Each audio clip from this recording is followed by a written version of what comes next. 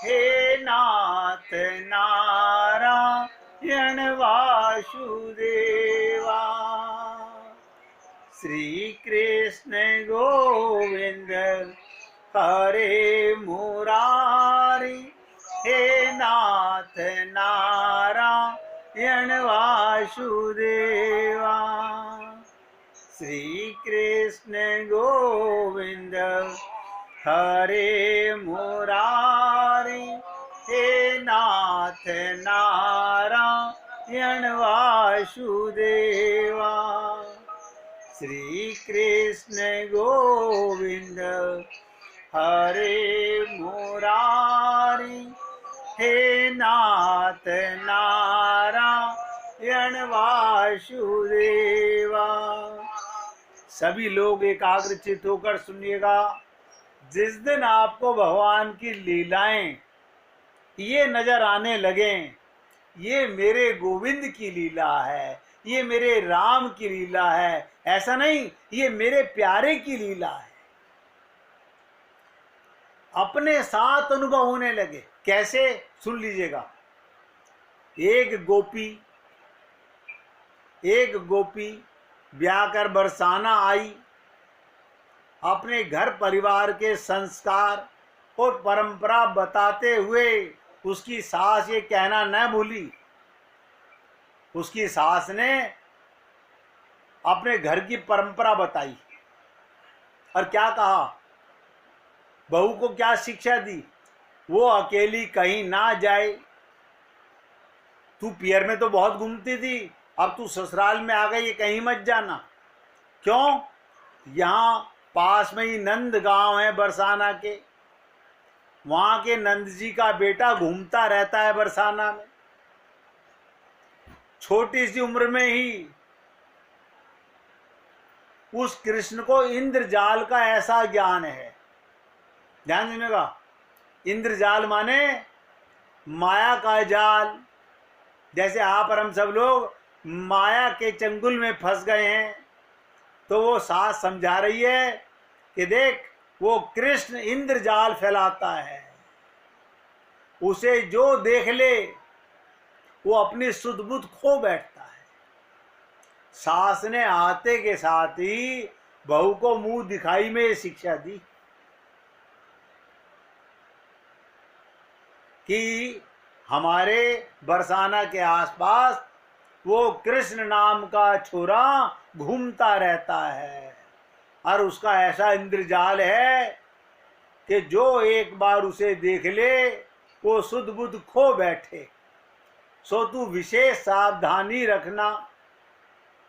आप बताइएगा, ऐसे ही संत महात्मा कहते हैं मैं तुम्हें साधना कराऊं, हफ्ता 10 दिन 15 दिन, उसके बाद कहो चलो घर में अपने अपने, और ध्यान रखना जो साधना यहाँ कराई है उसे भूलना मत, अपने साथ महसूस करना। क्यों? घर जाते ही माया चिपटेगी, लोग चिपटेंगे, आपको अपना अपना कहेंगे, लेकिन आपको सदा याद रखना है मेरे तो गिरधर गोपाल दूसरो ना कोई। इसी प्रकार से वो सास अपनी नई नई दुल्हन को समझा रही है। तो गोपी बोली, बहू क्या बोली, मैया मैं उसे पहचानूंगी कैसे? आपने ये तो कह दिया एक छोरा घूमता रहता है, लेकिन मैं कैसे पहचानूंगी? सास ने कहा मैं तेरे को पहचान बता देती हूँ। सिर पर मोर मुकुट पहनता है, उसके घुंघराली अलकावली हैं, घुंघराले बाल हैं, कानों में कुंडल होते हैं, रक्त चंदन का तिलक लगाए होता है, मुख पर चंदन का भी श्रृंगार उसकी मैया करती है। बड़े बड़े, ध्यान रखने का, क्या कहती है सास उसकी, बड़े बड़े सम्मोहित करने वाले उसके नेत्रों में काजल की शोभा अनुपम है। एक बार उसकी आंख से जिसकी आंख चार हो जाए वो उसे अपनी ओर खींच लेता है, सम्मोहित कर लेता है। कृष्ण नाम का मतलब क्या? जो अपनी ओर आकृष्ट करे, जो अपनी ओर खींचे, उसी का नाम कृष्ण है। वो नेत्रों में काजल की शोभा उसके अनुपम है। माथे के बाईं ओर बुरी नजर से बचने के लिए उसकी माँ एक उसके काला तिलक भी लगाती है।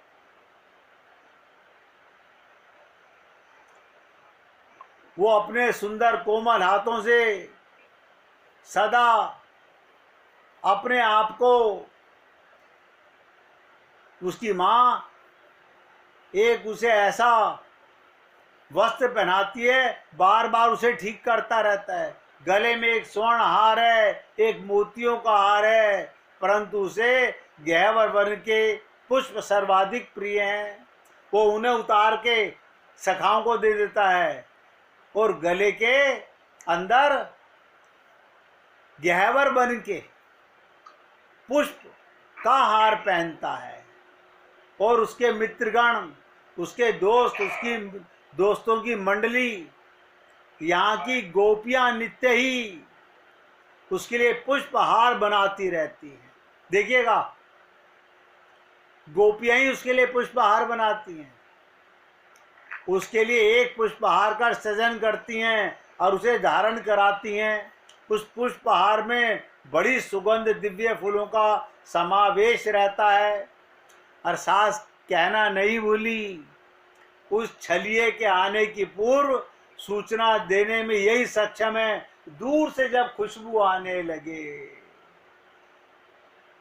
समझ लेना वो छलिया आ रहा है, क्योंकि खुशबू फैलती है। जैसे देखिएगा, कोई अगर पैर में पायल पहन के चल रहा हो तो घुंघरुओं की आवाज पहले आती है, वो बाद में आता है। और क्या कहती है सास, अपने बक्स पर एक पटुआ डाले रहता है, भुजदंडों पर भी चंदन से बनी सुंदर कलाकृतियां शोभायमान रहती हैं, और हाथों में मोटे मोटे चांदी के कड़ूले और कमर पर पीतांबर के साथ स्वर्ण की करघनी शोभा पाती है। हाथ में बंसी लिए बड़ी अलमस्त चाल से चलता है। उसकी सबसे बड़ी पहचान है, वो अलमस्त चाल से चलता है। कभी किसी गोपी को छेड़े तो कभी किसी लता पुता से बात कर रहा है, कभी पक्षी उससे मुग्ध हो रहे हैं, और मोर तो टकटकी लगाकर उसको देखते रहते हैं और उसका सौंदर्य का रसपान करते हैं। सास क्या कहती है, इससे अधिक मेरी भी स्मृति नहीं है। देखिएगा, बस इतना ही मुझे पता है, क्योंकि जो उसे देख ले उसे फिर उसकी वेशभूषा की भी स्मृति रह पाए ये संभव नहीं, वो सब कुछ भूल जाता है। तो सासू माँ तुझे कैसे पता? मैंने तो जो सुना है वो बताया है। अगर मैंने भी देखा होता तो मैं तेरे को बताने के लायक थोड़ी रहती, फिर तो मैं उसके इंद्रजाल में फंस चुकी होती। तो देखने वाले को तो केवल उसका मुख, उसके नेत्र की स्मृति रहती है। उसके आंखों में ऐसी आकर्षण शक्ति है, वो अपनी ओर आकर्षित करता है। एक बार उसके नेत्रों की ओर जो निहार ले, जिससे उसकी आंखें चार हो जाएं, यानी उसके नेत्र इतने गहरे हैं कि एक बार जो व्यक्ति उसकी आंखों में समा जाए वो उसमें डूब जाता है। तो क्या कह रही है बहू से, तू उससे सावधान रही हो। तू सावधान तो रहेगी, तब भी आशंका बनी रहेगी, क्योंकि बरसाने में कुछ हो और वो ना जाने, ये भी नहीं हो सकता। क्या मतलब, बरसाना में कोई नई बहू आए उसे पता चल जाता है। बरसाना में जीव जाता बाद में है, भगवान को पहले पता होता है? पता नहीं सास क्या कह रही है, उस छलिया को बरसाने वालों से ऐसा छेड़छाड़ में क्या आनंद आता है। तो कहने का तात्पर्य, ये मायानुमी सास ने चेतावनी तो संभवतः नई ब्याहता गोपी के मन में इतनी तीव्रता से उस सांवरे को देखने की इच्छा जगा दी। देखिएगा, अब आप मुझे बताइए, आप बच्चे को मना करो, बेटा मैं बाजार से बाहर जा रहा हूं, तू ये मत छूना, तू पेड़े मत चढ़ना, तू ऊपर से ये उतार के मत खोल के देखना। बच्चा आप जितना मना करोगे उतना उसकी ओर आकर्षित होगा। अब सास ने बहू के मन में इच्छा जगा दी। सास नहीं जानती थी, उसने अपनी पुत्र वधू को सांवरे से बचाने के स्थान पर सांवरे के साथ फंसा दिया।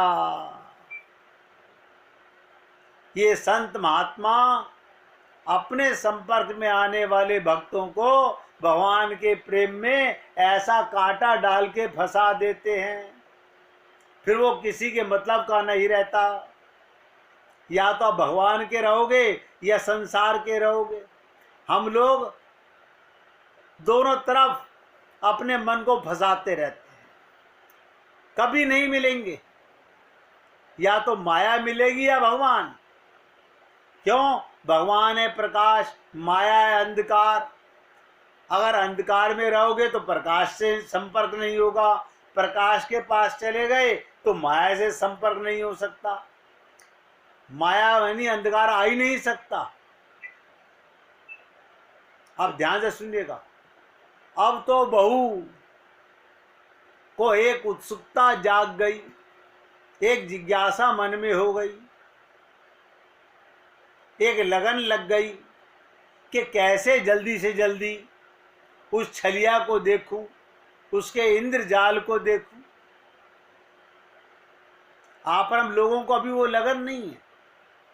हमारे ऊपर जिम्मेदारियां बहुत सारी हैं, संसार के काम इतने सारे हमारे पास, हमें अभी भगवान को पाने की ही जिज्ञासा नहीं है। बाकी सब के लिए टाइम है हमारे पास। तो ध्यान से सुनिएगा। उस बहू को उत्सुकता लग गई, लगन, अब कैसे देखूं। कोई भी पास पड़ोस का कार्य हो तो वधू कहे आप बैठे मैं करती हूं। यही आशा कि कब घर से निकलूं और कब वो मुझे मिले। एक लालसा मन में धारो। कौन सी लालसा? आपको सबको बोल रहा हूं मैं। हम सबको एक लालसा मन में। कौन सी लालसा? जो सीताराम आचार्य जी ने कही, इस देह में हरि मिलत है। भगवान से मिलने की लालसा, भटकने की नहीं।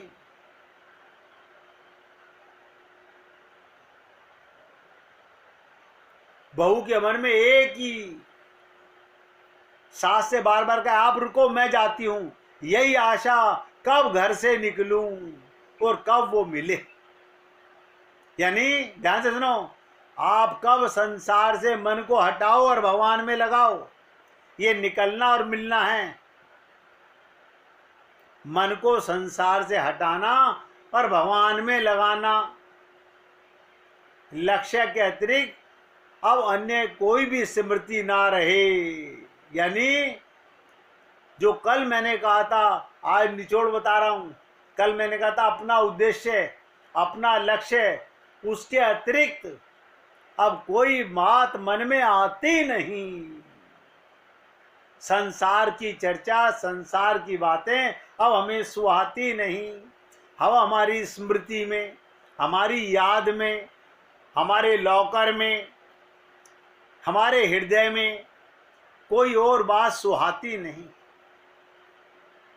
देखिएगा, जो भक्त लोग भगवान को प्रेम पाना चाहते हैं, वो भक्त इसमें बड़ी जिज्ञासा से सुन रहे होंगे, उनको बड़ा आनंद आ रहा होगा।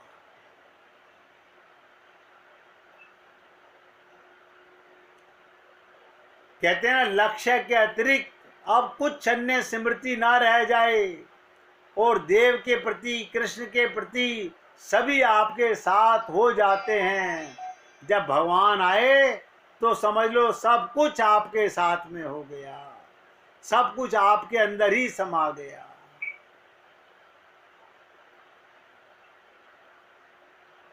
तो कहने का तात्पर्य, भगवत प्रेम ही जीवन का सार है।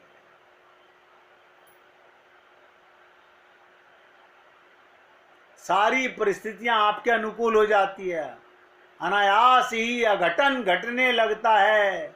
तो भला कैसे घटता है? अब ध्यान से सुनिएगा। जिसने अपना लक्ष्य बना लिया, जिसने अपने जीवन का उद्देश्य बना लिया, वो इस इंतजार में रहेगा कि मुझे मौका मिले और मैं लपक के उसे पालूं।